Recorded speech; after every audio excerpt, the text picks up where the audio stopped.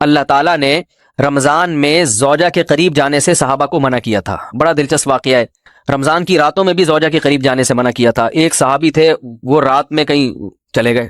اب بڑے پریشان ہوئے، رسول اللہ صلی اللہ علیہ وسلم کے پاس آئے، عرض کیا یا رسول اللہ مجھ سے غلطی ہوئی، رمضان کی رات میں نے اپنی زوجہ کے قریب چلا. آپ نے فرمایا کیوں؟ وہ بڑا دلچسپ واقعہ ہے، بس بظاہر تھوڑا حیا کے خلاف بھی ہے لیکن اتنا بھی نہیں ہے.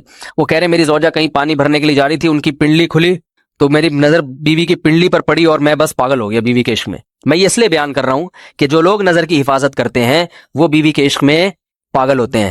جو دن رات انٹرنیٹ پر پنڈلیاں دیکھتے رہتے ہیں انہیں بیوی کی پنڈلی بھی کیا شکل بھی اچھی نہیں لگتی ان کو. بد نظری کا یہ عذاب ہے، وبال ہے کہ جو اللہ نے گھر میں آپ کے لیے بٹھائی ہے وہ آپ کو اچھی نہیں لگے گی. تو نظر کی حفاظت کیا کرو، اس سے آپ کو اپنی بیوی سے عشق ہوگا، محبت ہوگی. بات آ رہی ہے سمجھ میں؟ تو اب دیکھو کیسا روزے کی حالت ہے. رمضان میں پابندی ہے، اسلام میں حکم تھا جو رمضان میں بیوی سے بستری کرے گا 60 روزے لگاتار رکھنے پڑیں گے. کتنا بڑا جرم، لیکن صحابی سے برداشت نہیں ہوا. صرف زوجہ کے پاؤں پہ نظر پڑی ہے تو وہ کیسے بیوی سے محبت کرتے ہوں گے، اور وہ بیوی کے بغیر رہ سکتے ہوں گے.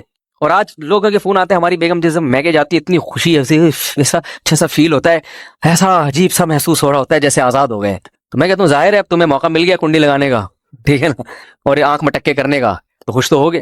تو یہ بھی ایک عذاب ہے جو لبرل لوگ نے جس عذاب میں ڈالا ہوا ہے نا، اس میں عورت کے حقوق نہیں ہے. عورت کے حقوق نظر کی حفاظت میں اور عورت کے پردہ کرنے میں ہے. جب مرد باہر نکلے گا سب پردے میں ہوں گی تو آئے گا کس کے پاس؟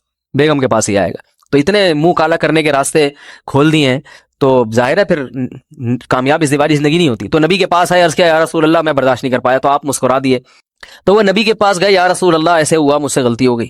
تو آپ نے فرمایا کیوں؟ فرمایا ایسا ہو گیا تھا. تو آپ صلی اللہ علیہ وسلم نے فرمایا 60 روزے رکھو لگاتار. انہوں نے فرمایا ایک کی طاقت نہیں ہے، اس میں یہ ہو گیا 60 کیسے رکھوں گا، نہیں ہے طاقت 60 کی. آپ نے فرمایا ٹھیک ہے پھر 60 غریبوں کو 2 ٹائم کا کھانا کھلاؤ.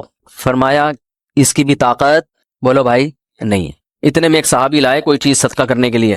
تو آپ نے فرمایا چلو اصل حکم تو یہی ہے کہ 60 روزے یا پھر 60 غریبوں کا کھانا، وہ نہیں تو چلو فی الحال ان کو تنبیہ کے لیے کچھ ان سے صدقہ کروا لیتا ہوں.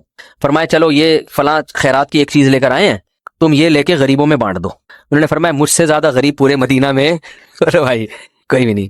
آپ صلی اللہ علیہ وسلم مسکرانے لگے. فرمایا جاؤ کھاؤ اور بچوں کو کھلاؤ. اور بھائی غلطی بھی ہوئی اور گھر میں راشن بھی آ گیا. تو اس کے بعد قرآن کی آیت نازل ہوئی کہ احل لکم لیلۃ الصیام الرفث الی نسائکم ہن لباس لکم وانتم لباس لہن علم اللہ انکم کنتم تختانون انفسکم فتاب علیکم وعفی عنکم فالآن باشروہن وابتغوا ما کتب اللہ لکم. فرمایا اللہ کو بتایا کہ تم اس حکم پر عمل نہیں کر سکتے، لہٰذا رمضان کی راتوں میں تمہیں اپنی بیوی کے پاس جانے کی اجازت ہے، لہذا ان کے پاس جایا کرو اور اس اولاد کو تلاش کرو جو اللہ نے تمہارے مقدر میں لکھ دی ہے.